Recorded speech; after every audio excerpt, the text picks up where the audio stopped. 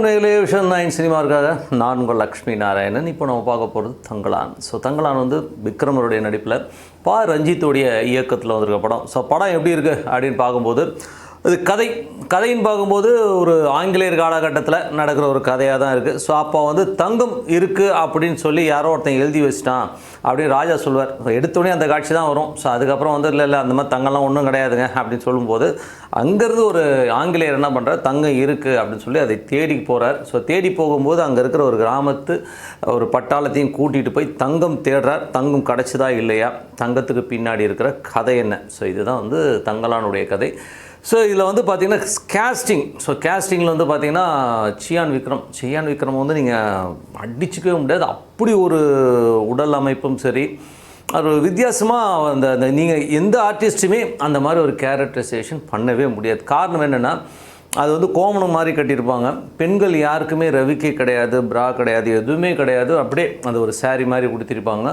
அப்படியே ஒரு பழங்காலத்துக்கு வந்து டிரான்ஸ்ஃபர்மேஷன் பண்ணியிருக்கிறதுலாம் வந்து ரொம்ப சூப்பராக இருக்கும். நமக்கே வந்து ரொம்ப ஆச்சரியமாக இருக்கும், எப்படி அது எப்படி நடித்தாங்கன்னு. ஏன்னா அதெல்லாம் வந்து ரொம்ப தத்ரூபமாக அப்படியே யதார்த்தமாக ஃப்ரேமில் வரும். அவ்வளோ அழகாக அந்த படத்தை பண்ணியிருக்கார் ரஞ்சித்து. அதில் வந்து அந்த காலகட்டத்துக்கு கொண்டு போன அந்த ஒரு விஷயங்கள்லாம் வந்து ரொம்ப சூப்பருங்க. அதெல்லாமே வந்து ரொம்ப நல்லாயிருக்கும். படத்தில் வந்து அதுக்கு அடுத்த விக்ரம்க்கு அடுத்ததாக வர்றது வந்து பார்வதி. பார்வதி வந்து ஆக்டிங் பார்த்திங்கன்னா அவ்வளோ அழகாக, கிட்டத்தட்ட வந்து எனக்கு படத்தில் வந்து பார்வதியோடைய நடிப்பு வந்து ரொம்ப எக்ஸ்ட்ராடனரியாக இருக்கும். அதுக்கப்புறம் வந்து பார்வதியோட படம் பார்க்கும்பொழுது இந்த படத்தில் வந்து ரொம்ப ஹார்ட் டச்சஸாகவும் பயங்கர யதார்த்தமாகவும், அந்த காலகட்டத்தில் எப்படி இருந்தாங்க, வீர தீரமாகவும் இருப்பாங்க அந்த பெண்கள். அதே நேரத்தில் வந்து கணவன் மணி அந்த ஊழல் காட்சிகள் இதெல்லாமே ரொம்ப சூப்பராக இருக்கும். அதெல்லாமே வந்து ரொம்ப ரசிக்கிற மாதிரியான விஷயங்கள்லாம் ரொம்ப நல்லா இருந்தது.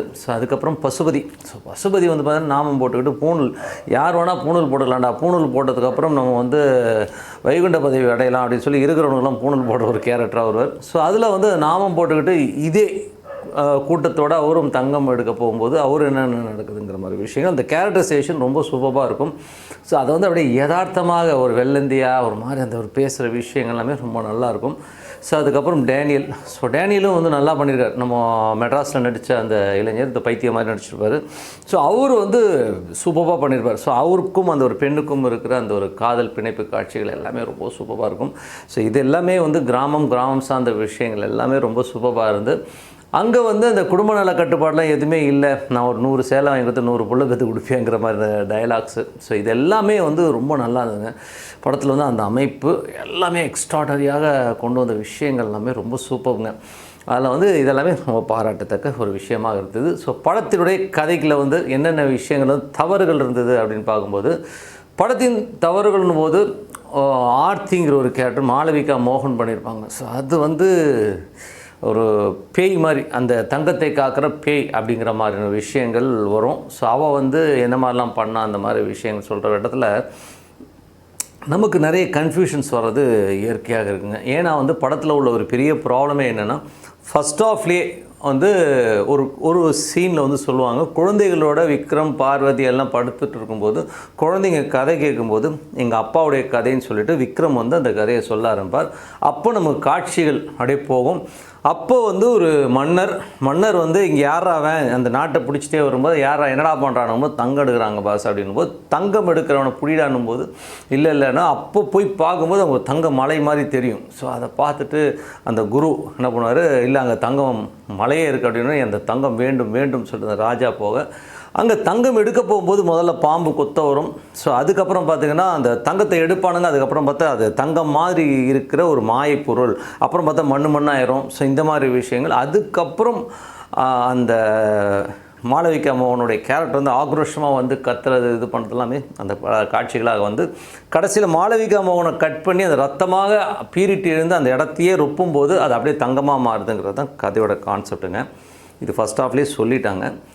திருப்பி இவங்க தங்கம் தேட போவாங்க செகண்ட் ஹாஃபில். திருப்பி இதே சீன் அப்படியே ரிப்பீட் ஆகும். திருப்பி மாளவிகா மோகன் உருவாக கற்றுவாங்க. ஏன் இந்த முரண்பாடுன்னு தெரியலைங்க. ஏன்னா வந்து இப்போ இது வந்து ரியலாக வந்து நடப்பதற்கான சாத்தியக்கூறுகள் கிடையாது. ஏதோ வந்து வெள்ளைக்காரனோட தங்கம் தேடிக்கிட்டு போனாங்கன்றதை வேணால் உண்மையாக சொல்லலாம். அதுக்கப்புறம் லாஸ்ட் கிளைமேக்ஸ் ட்விஸ்ட்டு பார்த்திங்கன்னா அது ஒரு மாதிரியாக கொண்டு வந்திருப்பாங்க. பட் அதில் வந்து ஒரு தெளிவில்லாத ஒரு விஷயம். ஏன் வந்து ரஞ்சித் வந்து அந்த மாதிரி பண்ணான்னு தெரியலைங்க. ஏன்னா வந்து ஆர்டிஸ்ட் எல்லாமே அவ்வளோ சப்போர்ட்டிவாகவும் அவ்வளோ சூப்பராகவும் பண்ணியிருப்பாங்க.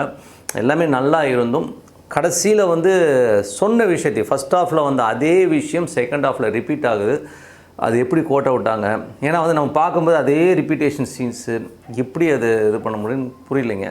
உயிரை கொடுத்து நடித்து அவ்வளோ பிரயத்தனப்பட்டு எடுத்த படம். ஏன்னா வந்து நீங்கள் வந்து ஒரு ஜிம் பாடிங்கிறது வந்து ஒரு மாதிரி இருக்குங்க. இப்போ வந்து விக்ரமுடைய உடம்பு பார்த்திங்கன்னா இங்கெல்லாம் கொஞ்சம் டைட்ஸாக இருக்கும், வயிறு வந்து தொப்பை விழுந்திருக்கும். ஸோ அந்த மாதிரி ஒரு பாடி ஸ்ட்ரக்சர் பண்ணியிருப்பாங்க. அது ரொம்ப வித்தியாசமாக இருக்கும்.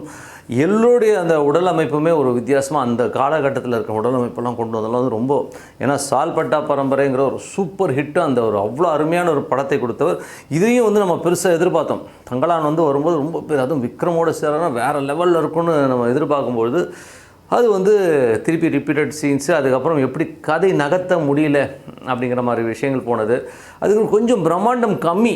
என்னை பொறுத்தவரை வந்து ஒரு பொட்டல் கார்டில் வந்து ஒரு நடக்க விட்டு எடுத்தது நம்ம பன்னிக்குட்டி கதை சொன்ன ஞானவேல் ராஜா தான் இதை ப்ரொடியூஸ் பண்ணியிருக்கிறாரு.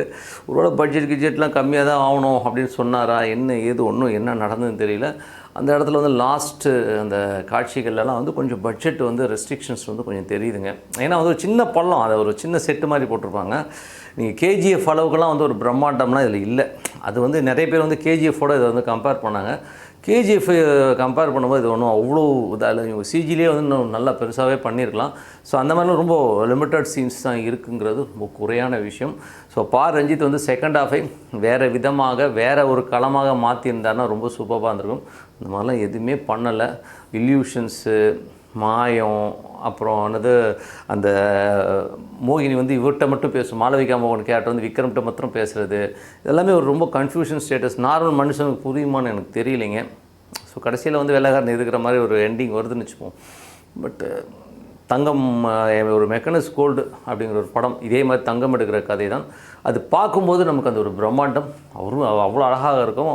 ஒரு ஷார்ட்டை வந்து பார்த்திங்கன்னா ஒருத்தன் அப்படியே பார்த்துட்டு இருப்பான். பொழுது விடிஞ்சுதுன்னா அது தங்கம் மழை தெரியும் அப்படின்னு சொல்லி தங்க மலைக்காக அப்படியே உட்காந்துருப்பாங்க. அந்த சூரிய ஒளிப்பட்டு அது மிளிர அந்த ஷார்ட் அப்படியே இருப்பான். ஸோ அதெல்லாமே அவ்வளோ நல்லா இருக்கும் அந்த. ஸோ இதுவும் தங்கம் எடுக்கிற கதை தான். இதில் வந்து எவ்வளோ விக்ரஸாக அவ்வளோ அழகாக காட்ட வேண்டிய காட்சிகள் எல்லாமே வந்து டோட்டலாக ஒன்றுமே ஃபேவரட். செகண்ட் ஹாஃப்லாம் வந்து எப்போ முடியும், ஃபஸ்ட் ஹாஃப்லேயே வந்து நம்ம கொஞ்சம் அலுப்பு தட்டிடுது. ஏன்னா கொஞ்சம் டாக்குமெண்ட்ரி ஷேட்ஸில் வந்து போகிறது. ஃபஸ்ட் ஹாஃபில் வந்த கதையை செகண்ட் ஹாஃப்லேயும் ரிப்பீட் ஆகிறதுலாம் வந்து ரொம்ப கொடுமையாக இருந்ததுன்றது தான் ரொம்ப விஷயம். நடிப்பு, கிராமத்து மக்கள் அந்த காட்சியெல்லாம் நல்லா இருந்தாலும் ஒரு வாட்டி பார்க்கலாமா வழியா, மற்றபடி வந்து ஆஹா ஓஹோ பிரமாதம் சொல்லி பாராட்டுற அளவுக்கு இல்லை. ஏன்னா இந்த படம் வந்து இன்னும் பர்ஃபெக்டாக ஸ்கிரிப்ட் பண்ணி செகண்ட் ஹாஃப் பண்ணியிருந்தாங்கன்னா இந்த படம் வேறு லெவலில் பேசப்படக்கூடிய ஒரு படம் தான். செகண்ட் ஹாஃபில் வந்து சீன்ஸ் எதுவுமே வெயிட்டாக இல்லாமல் அப்படியே லேக் அடித்து அந்த லாஸ்ட் கிளைமேக்ஸில் கூட பார்த்திங்கன்னா அந்த மாளவிகா மோகனை வந்து அந்த வயிற்றை கட் பண்ணோன்னு அந்த ரத்தம் பீறிட்டு வர காட்சியெல்லாம் அப்படியே ரிப்பீட்டட் ஆகும். அதே மாதிரி மண்ணாக போகிறது, இது மாயை அப்படிங்கிற வார்த்தைகள்லாம் வர்றதெல்லாம் வந்து கடைசியில் ஒரு பெரிய பூ சுற்றிருப்பாங்க. அது வேறு விஷயம், ஓகேங்களா? ஸோ இதெல்லாம் வந்து ரஞ்சித் ஏன் கோட்டை விட்டாருன்னு தெரியல, புரியலைங்க. ஸோ அதனால் வந்து இந்த படம் வந்து செகண்ட் ஹாஃபுடைய ரொம்ப மோசமான ட்ரீட்மெண்ட்டால் விழுந்த படம் தான் சொல்லணும். நம்ம பண்ணி கதை சொன்ன ஞானவேல் ராஜாவுக்கு கொஞ்சம் கஷ்டம்தான். ஏன்னா இந்த படம் வந்து ஸ்டார்டிங்கில் இருக்க அந்த ஒரு பிக்கப் வந்து அதுக்கப்புறம் இருக்குமானா கஷ்டம்தான் சொல்லணும்னு சொல்லிட்டு உங்களிடம் விடைபெறுவது உங்கள் லக்ஷ்மி நாராயணன். விஷன் 9 சினிமாவை சப்ஸ்கிரைப் பண்ணுங்கள், பெல் ஐக்கானை ப்ரெஸ் பண்ணுங்கள். வணக்கம்.